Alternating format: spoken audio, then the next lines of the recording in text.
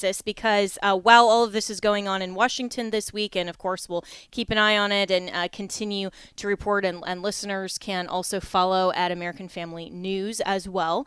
I want to ask you about Texas because you all have a really big election coming up as well with the Speaker of the House in Texas. And so you've been posting quite a bit on X, and folks can follow you at Beau_French_TX for Texas.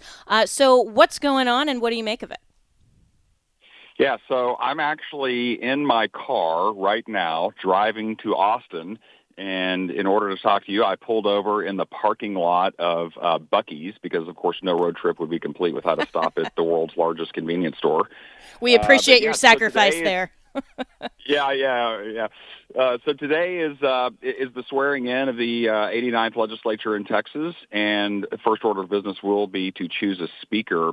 And it's really curious because for the last 15 years, the Texas House, with a Republican majority, has, instead of choosing a representative out of the Republican caucus, a small cabal of very liberal, arguably corrupt Republicans have teamed up with the entire Democrat caucus to choose the speaker.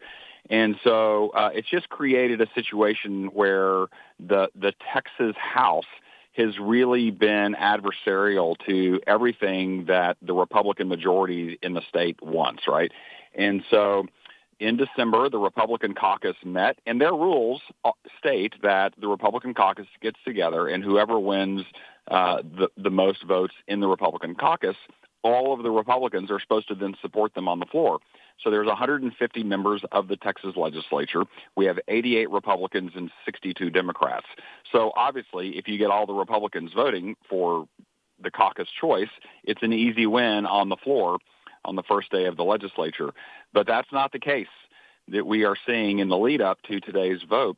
We have a clear caucus choice in David Cook from Tarrant County, where I'm from, and he has pledged to really be a fair speaker. He has signed something called the Contract with Texas, which emphasizes the need to pass all of the Republican Party of Texas priorities, which we haven't had a speaker do that ever. And he's pledged to not appoint Democrats as chairmen of committees where they then can kill